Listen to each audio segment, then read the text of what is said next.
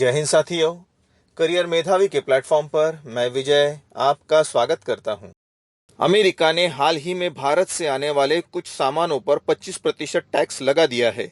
लेकिन ये सिर्फ टैक्स नहीं है, ये एक दबाव की रणनीति है। इस टैरिफ से भारत के स्टील, फार्मा और टेक सेक्टर प्रभावित होते हैं।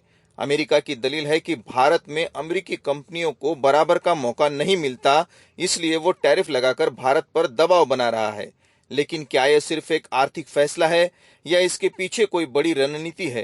अंत में ये भी जानेंगे भारत का रुख क्या हो सकता है। इसलिए वीडियो स्किप मत कीजिए, अंत तक बने रहे। मगर इससे पहले कि हम आगे बढ़े, आपसे निवेदन है, आप इस चैनल पर नए हैं तो कृपया इस चैनल को सब्सक्राइब कीजिए, लाइक कीजिए, शेयर कीजिए और बेल आइकन दबाना न भूले, ताकि जब भी हमारी नई वीडियो आए तो सबसे पहले आपको नोटिफिकेशन मिले।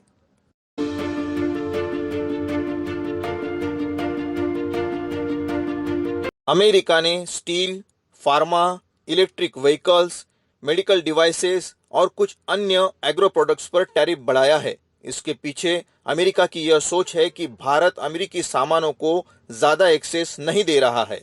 अमेरिका का कहना है, अगर भारत हमारी कंपनियों को रियायत नहीं देगा तो हम भी भारतीय सामान को सस्ता नहीं आने देंगे।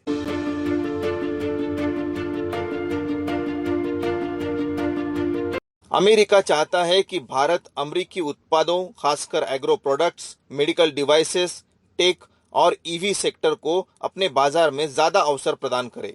भारत में कई अमेरिकी सामानों पर टैरिफ या नियम कड़े हैं, जिससे अमेरिका नाराज है।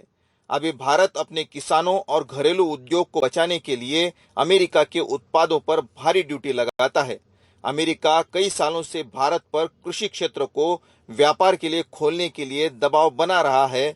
वो भारत को एक बड़े बाजार के रूप में देखता है, लेकिन भारत खाद्य सुरक्षा, आजीविका और लाखों किसानों के हित का हवाला देकर इससे बचते रहा है।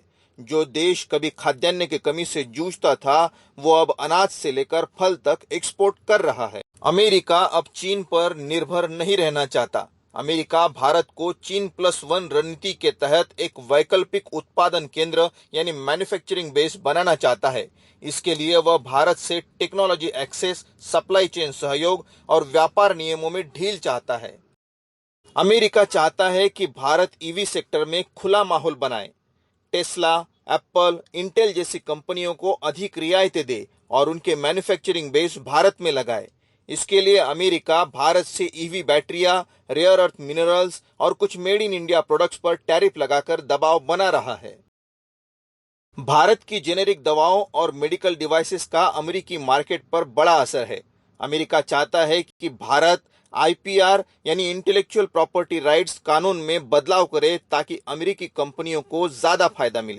यह टैरिफ घरेलू वोटर्स को दिखाने के लिए भी होता है कि हम घरेलू इंडस्ट्री को प्रोटेक्ट कर रहे हैं, विशेषकर स्टील, एल्यूमिनियम, ईवी जैसे सेक्टर में।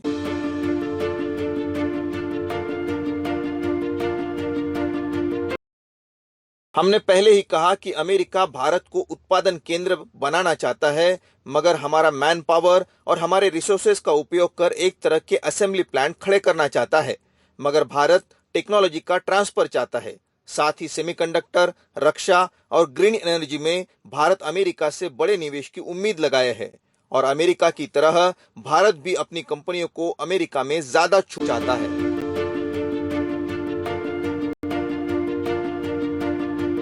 150 करोड़ की आबादी वाला देश भारत, उसकी जरूरतें भी उतनी ही बड़ी, और जहां जरूरतें ज्यादा वहां खपत ज्यादा, जो भारत को बड़ा बाजार बनाती है। भले ही ट्रंप इसे डेढ़ इकोनॉमी कह रहे हो, मगर वो भी जानते हैं कि भारत जल्द ही दुनिया की तीसरी आर्थिक महासत्ता बनने जा रहा है। और सबसे महत्वपूर्ण बात, भारत का लोकतंत्र और भारत की रणनीतिक लोकेशन। भारत अब G20 और क्वाड जैसे मंचों पर अमेरिका का बराबर का साथी है। वो अब सिर्फ सुनने वाला नहीं, अपनी शर्तें भी रखता है। यानी मामला सिर्फ टैक्स का नहीं है, यह एक भू राजनीतिक सौदेबाजी है, जहां दोनों देश एक दूसरे की जरूरत तो है ही, लेकिन एक दूसरे को चुनौती भी दे रहे हैं।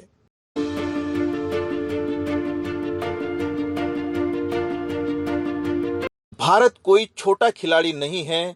भारत खुद एक बड़ी इकोनॉमी बन चुका है और अमेरिका को उसकी जरूरत है।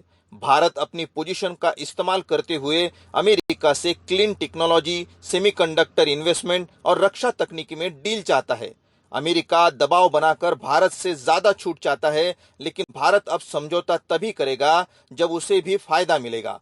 असली सवाल यह है, क्या भारत झुकेगा या अपनी जगह और मजबूत करेगा? आपका क्या मानना है? क्या भारत को अमेरिका की मांग मान लेनी चाहिए या अपनी नीतियों पर टिका रहना चाहिए? नीचे कमेंट में बताइए अपनी राय।